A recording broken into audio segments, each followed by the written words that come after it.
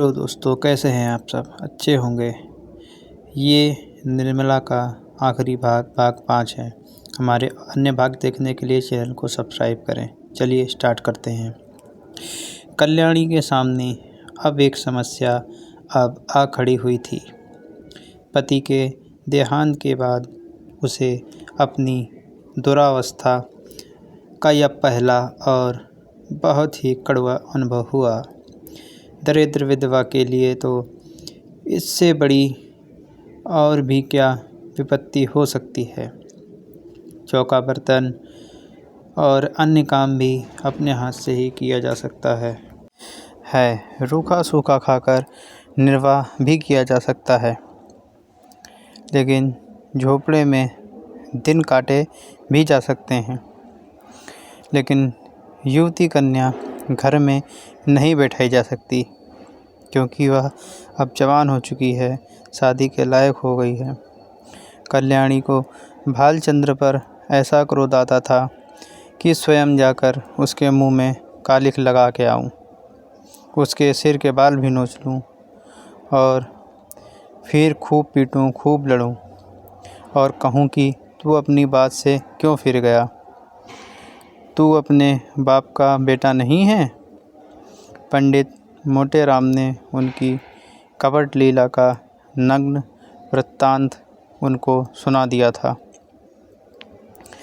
वह यह सब सुनकर क्रोध में बैठी हुई थी कि कृष्णा खेलती हुई आई और बोली, कई दिन में बारात आएगी अम्मा? पंडित जी तो आ गए अब। कल्याणी बारात का सपना देख रही है क्या? कृष्णा बोला। कृष्णा ने कहा, वही चंदर तो कह रहा है कि 2-3 दिन में तो बारात आ जाएगी और आ भी जानी चाहिए। क्या ना आएगी अम्मा? कल्याणी, एक बार तो कह दिए ना, बार बार सिर क्यों खाती है? थोड़ी देर चुप रहने के बाद कृष्णा, सबके घर तो बारात आ रही है, हमारे घर क्यों नहीं आती? कल्याणी, तेरे घर जो बारात लाने वाला था ना, उसके घर में तो आग लग गई है। कल्याणी, आपको सबों में कौन कौन पसंद है? मोटे बोले, मुझे तो 2 वर पसंद हैं। उनमें से एक वह जो रेलवई में है और दूसरा वह जो छापे खाना में काम करता है। बस इसके अलावा और कोई पसंद नहीं है।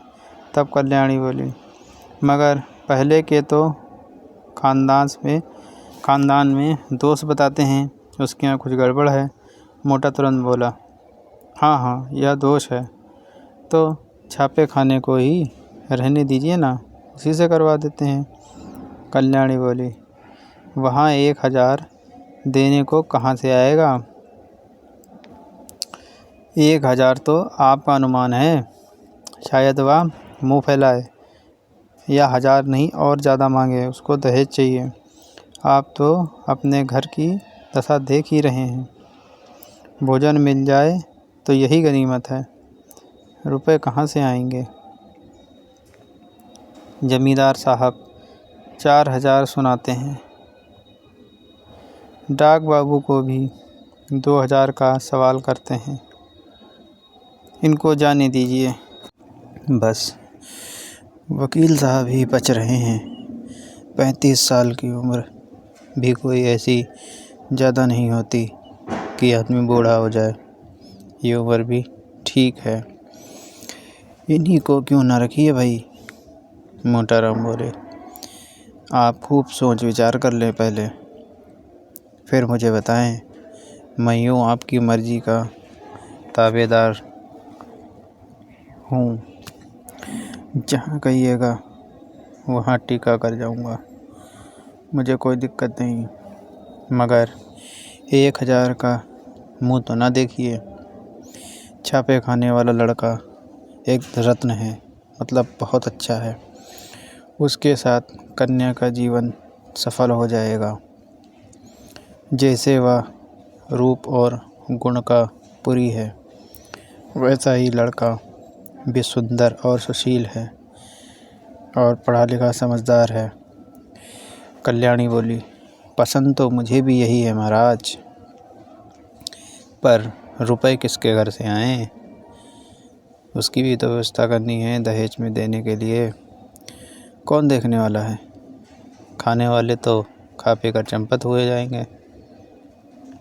अब किसी की सूरत दिखाई तो नहीं देती, बल्कि और मुझसे बुरा मानते हैं और कहते हैं कि हमने निकाल दिया। वाह, जो बात अपने बस के बाहर है उसके लिए हाथी क्यों फैलाना? बात भी सही है। संतान किसको प्यारी नहीं होती? कौन उसे सुखी नहीं देखना चाहता? पर जब अपना काबू ही हो तो ईश्वर का नाम लेकर वकील साहब से टीका कराइए। आयु कुछ अधिक है, लेकिन मरना जीना विधि विधान के हाथ है। वह 35 साल का बूढ़ा नहीं कहलाता। अगर लड़की के भाग्य में सुख भोगना बधा ही है तो जहाँ जाएगी सुखी ही रहेगी, चाहे कुछ भी हो। और अगर दुख भोगना है तो जहाँ जाएगी दुख ही झेलेगी, चाहे कुछ भी हो। हमारी निर्मला को तो बच्चों से ही प्रेम है, उसके बच्चों को अपना ही समझेगी। आप शुभ मुहूर्त देखकर टीका कराएं और शादी की तैयारी स्टार्ट करें। इस प्रकार तो दोस्तों यह निर्मला के आखिरी भाग था। और आपको यह कहानी अच्छी लगी तो लाइक करें, दोस्तों को शेयर करें और हाँ, चैनल को सब्सक्राइब करें। आगे आपको ऐसी अच्छी कहानियाँ मिलती रहेंगी। चलिए, बाय बाय।